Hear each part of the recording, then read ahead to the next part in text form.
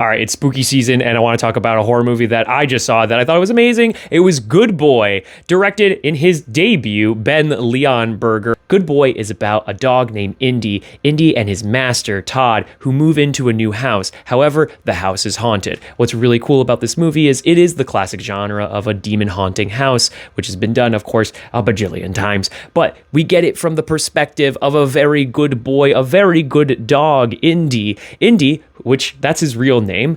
Indy is the dog of the director, Ben Leonberger. It's his dog. And he thought, hey, my dog is a good dog. He's a good boy. He's also a great actor. I actually do mean that. Indy is a tremendous actor in this movie. And it feels weird to say that about a dog. But considering what we get to see Indy do and the emotions that we have him portray, he does it better than some human actors I've seen. I don't think that that's really a stretch to say. But yeah, this was a really fun experience. When I first heard about this movie, I was really excited because I love horror movies and I loved the idea of coming to this genre with a really refreshing perspective. And as far as capturing that perspective goes, Ben Leonberger does a tremendous job of taking his camera work and really bringing it down to the dog's level. We rarely see any of the human faces of this movie, where they just appear as looming figures, and rarely do we ever see more than just their hands coming down at Indy, which is how he perceives people, and how much fear comes from the idea of just hands.